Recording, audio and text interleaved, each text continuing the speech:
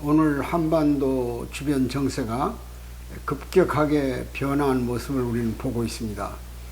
지난 9월 22일 우리 문재인 대통령이 UN 총회 기조연설에서 한반도에서 영구적 평화를 담보하기 위해서는 종전선언이 필요하다.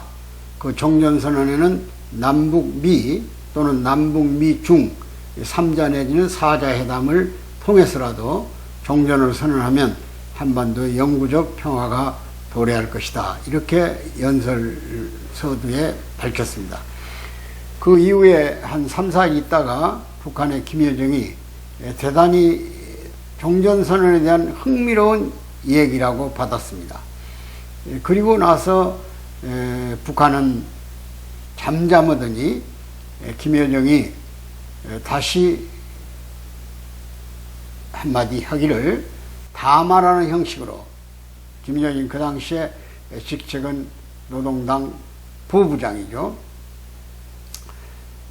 이번에는 이제 국무위원회에 들어갔습니다마는 김여정이 종전선언을 하기 전에 두 가지 조건을 내놓았습니다. 하나가 적대 정책 포기죠. 그러니까 적대시 정책을 포기해라. 간단하게 얘기하면 한미 방어훈련 같은, 방위훈련 같은 미국과 동맹관계를 사실상 약화 내지는 해체하라, 그런 뜻이 되겠죠. 두 번째는 새로운 우리가 도입하는 무기체계들, 북한은 지금 핵미사일은 계속 개발하고 또 시험 발사하고 있습니다만은 아직은 스텔스 기능이 없죠. 전투기에서는 우리의 역부족입니다. 우리가 근간에 도입했던 F-35A라고는 스텔스 기능의 전폭기는 사실상 북한을 초토화할 수도 있고 모든 핵 전진기지를 파괴할 수 있는 능력을 보유했습니다. 그렇기 때문에 지난번 충북도당 소위 통일 자주 행동 그 간첩 사건에서도 그들이 지령을 받은 것 중에 하나가 F-35A 청주 공군 비행장에 배치되어 있는 비행기를 도입하지 못하도록 아마 지시를 내렸고, 그 행동을 일반 시민단체, 환경단체 또는 여성단체 또는 인권단체 같은 데 들어와서 노골적으로 시민 여론을 조성했던 사실이 밝혀지게 있습니다.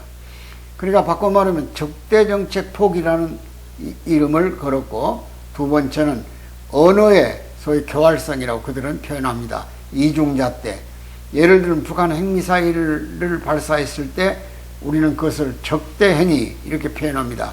그런데 그 사람들은 일상적 군사무기 개발에 대한 시험이다 이렇게 표현을 하고 있기 때문에 그 언어를 아주 적절하게 잘 써야지 그렇게 교활하게 해가지고는 우리하고 종전선언의 의미가 있겠는가, 이런 표현을 소위 김여정이 발표한 바 있습니다.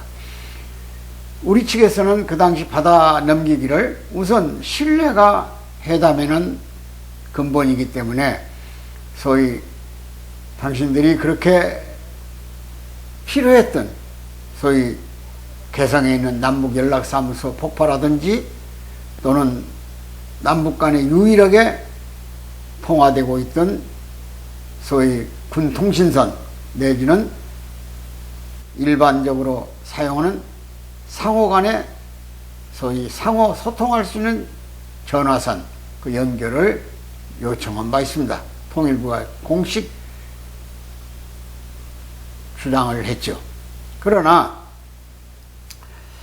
그동안 또 상당한 기대를 걸고 우리 청와대에서도 그 내용들을 음미하면서 깊이 연구를 하고 또 북한의 상황을 예의주시하고 있었는데, 북측이 지난 26일 날 순항미사일을 발사했습니다. 순항미사일은 물론 탄도미사일이 아니기 때문에 유엔 제재 대상은 아닙니다. 그러나 상당히 남쪽에 위협적 소위 미사일로서 작용할 가능성이 있죠. 일종의 크루즈 성격을 가진 미사일이기 때문에. 바꿔 말하면은 그것도 대단히 긴장을 조성하는 의미에서 남쪽에 혼돈을 가져오는, 과연 북한의 태도가 김여정 노동당 부부장의 담화에서 밝혔듯이, 물론 자기는 전적으로 자기 견해라는 입장을 피력했지만 우리가 생각할 때는 그것이 김정은의 생각일 것이고 북한의 공식 태도일 것이다, 이렇게 분석할 수 있었던 것입니다. 그런데 갑자기 순항미사일을 봉해에서 또 발사했습니다. 그리고 바로 어제 29일 날 소위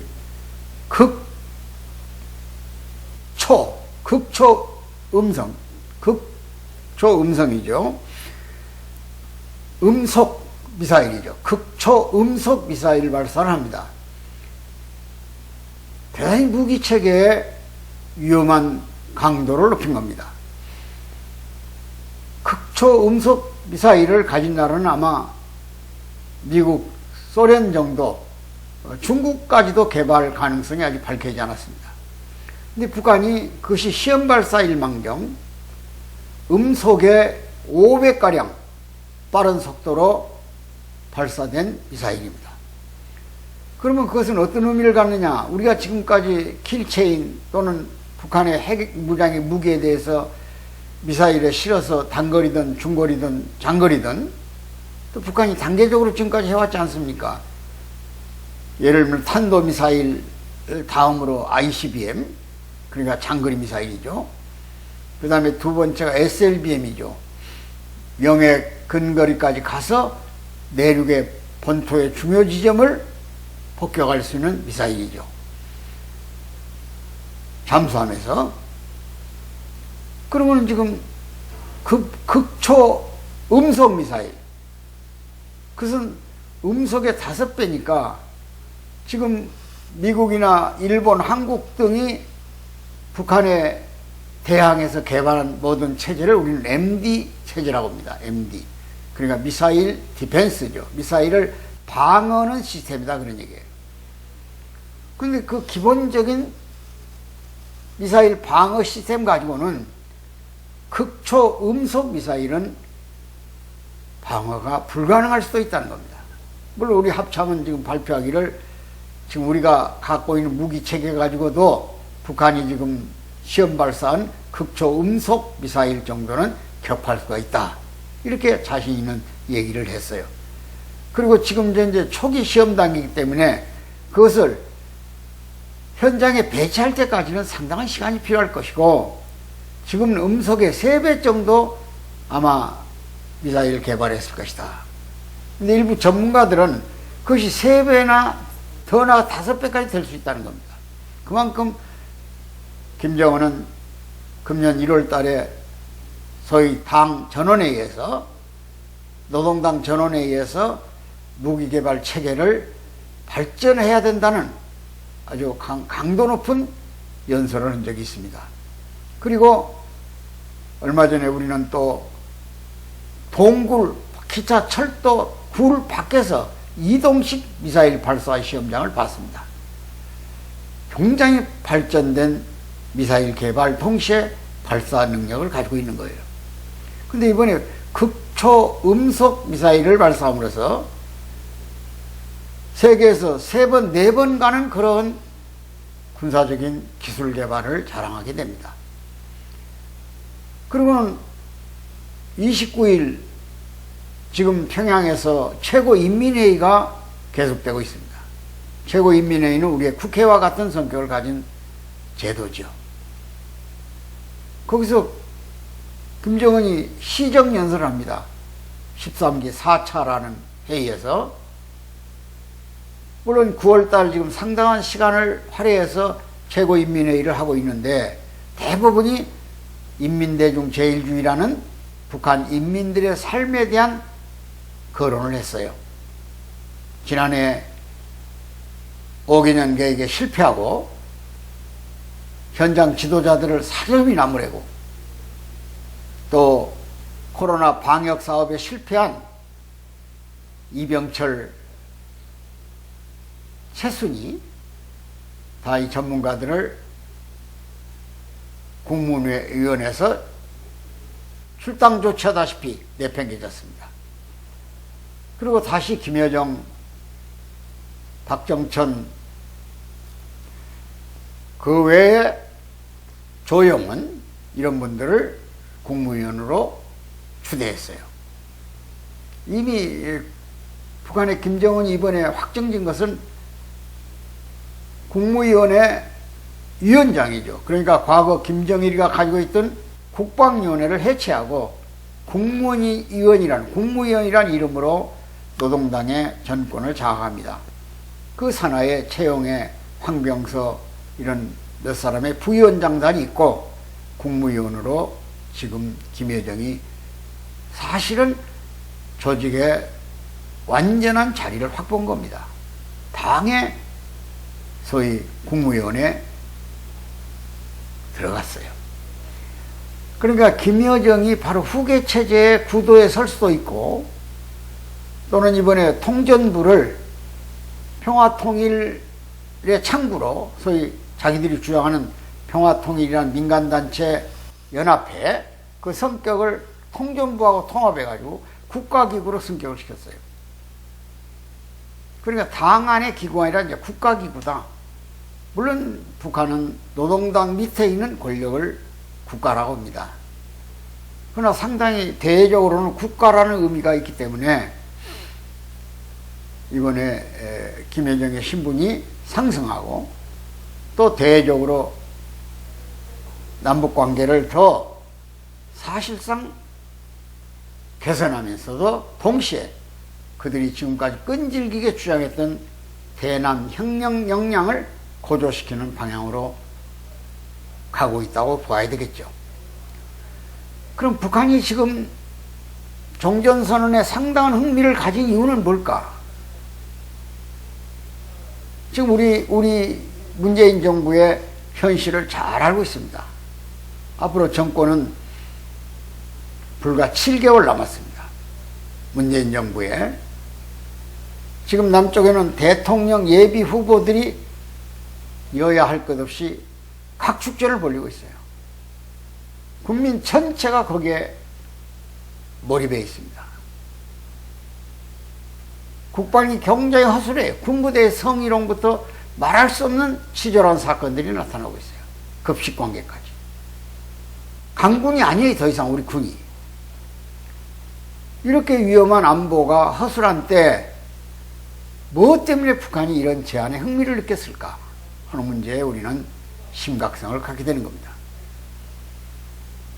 만일 우리 대통령이 제안한 종전선언이 어떤 수순을 거쳐서 실현이 되면 그 뒤에 따라오는 후폭풍이 있어요. 그것이 말할 것도 없이 미군 철수일 겁니다. 한미 동맹 해체를 주장할 겁니다. 우리 안보를 흔들어 버리자는 거죠. 그럼 안보가 약화된 상태에서 그들이 구사하는 통일전선은 수월해집니다. 소위 대남혁명 역량이 고조되면서 남조선 해방의 논리가 이미 기존에 뿌리 내리고 있는 그들의 주사파나 종북주의자들에 의해서 확산될 위험성은 불을 보듯 환한 겁니다. 미국이 주둔해야 할 이유가 없죠. 미국은 지금 전쟁 때문에 들어왔지 않습니까? 유엔군이라는 이름으로. 지금은 주한미군만 남아있습니다만은.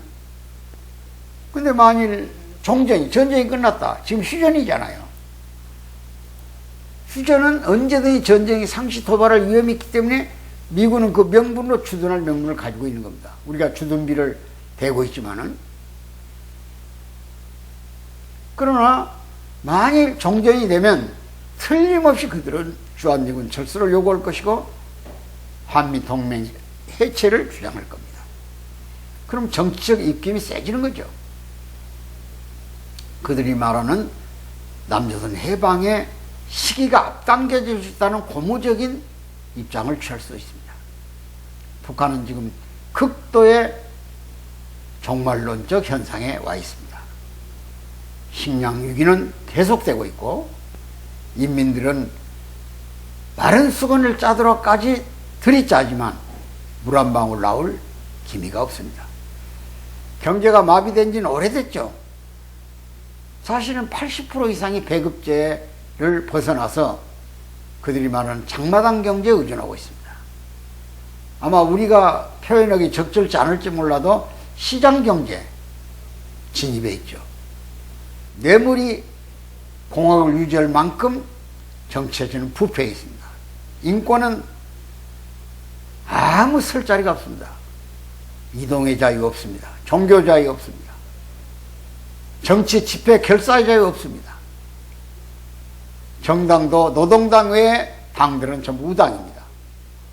그런 인권을 완전히 말살한 상태에서 정치, 지금도 지구상의 수용소 군도 정치 수용소가 9군데나 존재합니다.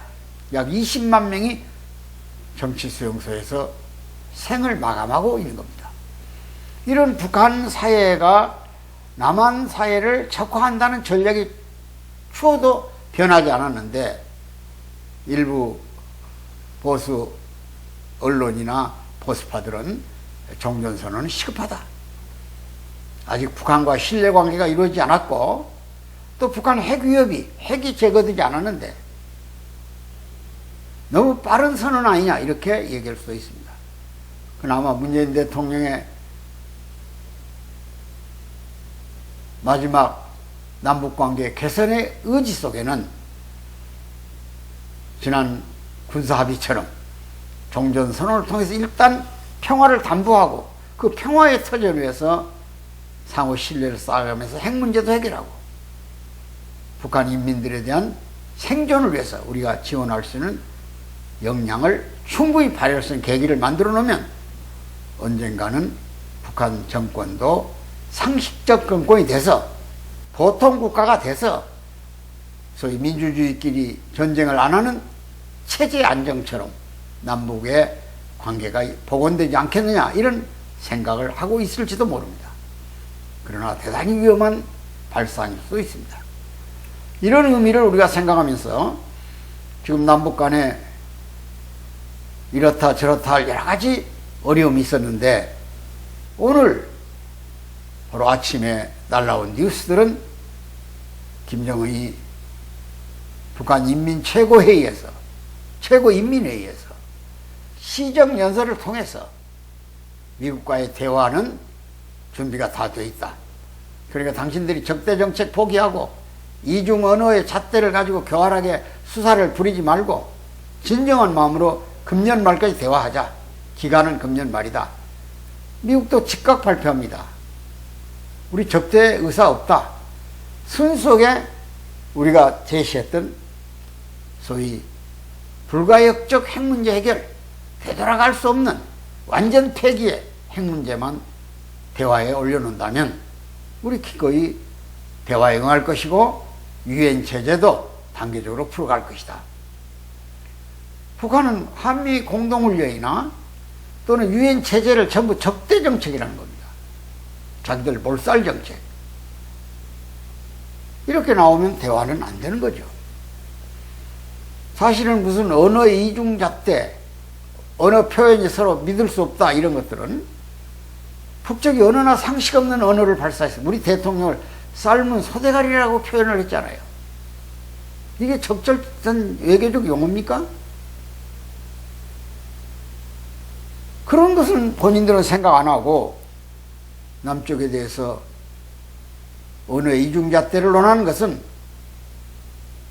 언어도단이다 그런 얘기죠. 그러니까 대화는 상대 간에 진실하게 서로가 다름을 인정하고 그건 인정해야 돼요. 그리고 서로 대화를 통해서 같은 점을 찾아가야 됩니다. 우린 늘 민족 동질성 얘기를 하지 않습니까? 지금 전쟁 끝난 지 휴전된 지가 70년이 내일 모레예요. 1세기가 되면은 다른 국가로 변질될 수 있어요. 가치체계의 변화 때문에.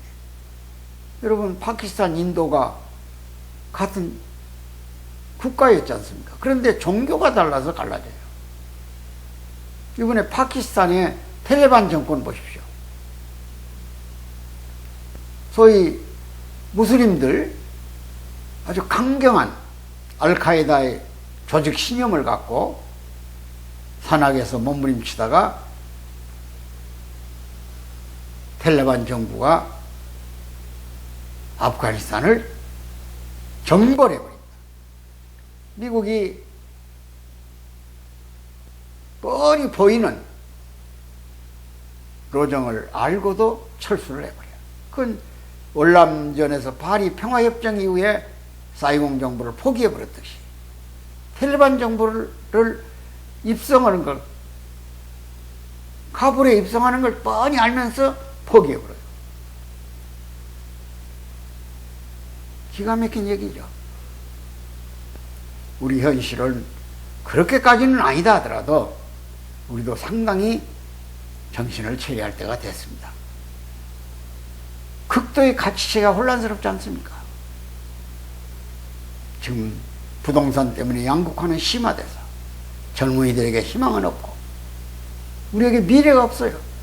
세계는 급속적으로 변화합니다. 지금 기술전쟁이 세계전쟁이에요. 미국과 중국이 벌이는 패권전쟁도 기술전쟁입니다. 기술 패권이에요. 만일 그것이 군사적 행동으로 나갈 때는 한반도가 전진기지가 될 수 있어요. 결국은 우리 민족만 희생당해요. 큰 나라들은 자기 나라에서 안 싸웁니다. 전쟁터를 다 이용해서 싸우지. 만일 한반도가 전쟁의 최전선이 되면 죽는 건 우리 민족이 죽는 거예요. 정신 바짝 차려서 남북의 지도자들은 이번 기회에 어떤 형태로든 대화를 하고 그 대화 채널을 통해서 항구적 통일 문제까지로 가는, 그리고 통일 국가를 만들어놓은 계기를 만들어야 할 겁니다. 김정인 오늘 시정연설에서 10월 초에 통신선은 연결하겠다고 그랬어요. 당연히 연결해야죠. 왜 끊어요, 자기들이? 대화의 창구는 있어야 할 거 아니야. 그래 서로 지도자끼리 의중을 알아서 전면전이냐 아니냐에 따라 상황이 달라져 버리잖아요. 지금 한반도는 정말로 위기 촉발에, 일촉촉발에 위기에 와 있는 겁니다. 거리가 짧지 않습니까? 수도가 만일 전쟁의 소용돌이에 말려들어 버리면 전선이 힘을 잃어버려요.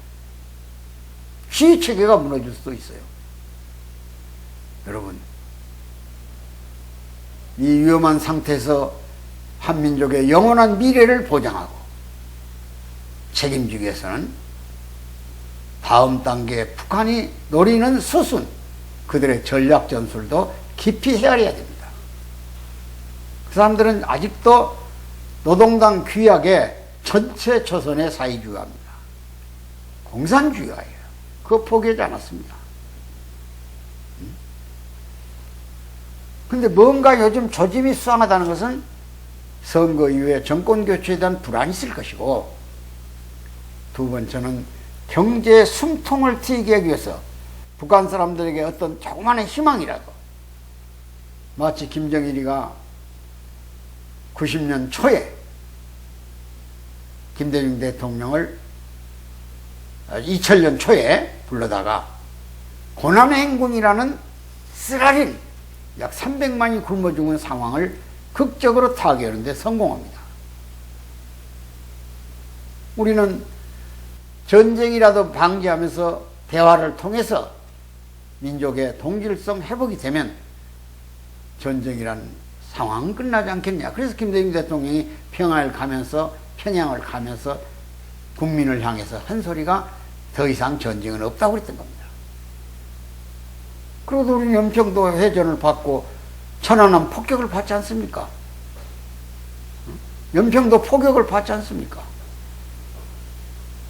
이런 집단에 대한 협상이나 대화는 상당히 신중해야 되고 또 깊은 고뇌를 해야 됩니다.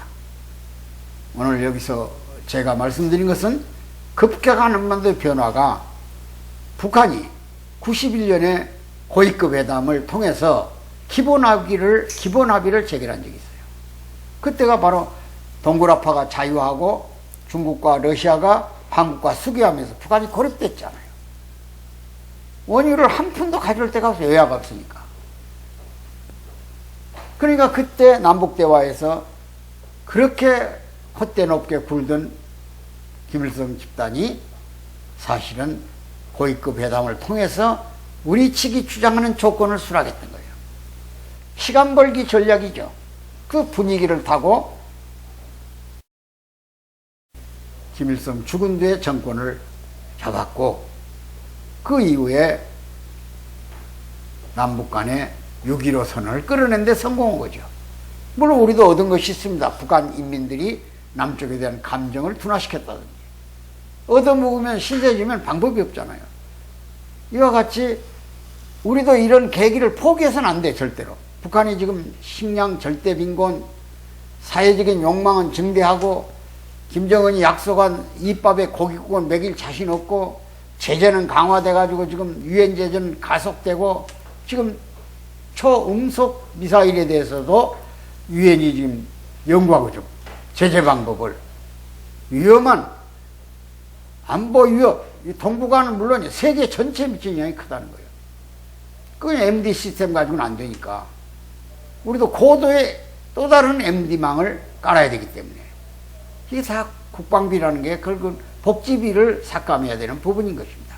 이런 면에서 모두 정신 차리고 국민 모두가 정부가 지향하는 방향에 대해서 심도 있게 논의되도록 분위기를 만들고 미래 한국의 통일 대한민국을 위해서 마음을 모아가는, 최악의 경우 북한이 앞으로 남북한 총선거도 들고 나올 위험성이 있습니다. 핵을 담보된다면, 버린다면. 그렇지 않으면 북한의 속세면은 핵 보위국의 입장을 완전히 얻어내려고 하는 협상 카드를 드러낼 겁니다. 더 이상 진전만한 시기, 이런 함정에 빠져서 안 됩니다. 그러니까 미국도 정신 바짝 차려야 되죠. 과거 오바마 정부처럼 시간을 벌게 해가지고 북한이 우라늄 농축탄까지 만드는 위험을 초래해서는 안 됩니다. 더 이상 북한에게 시간을 줘서는 안 돼요.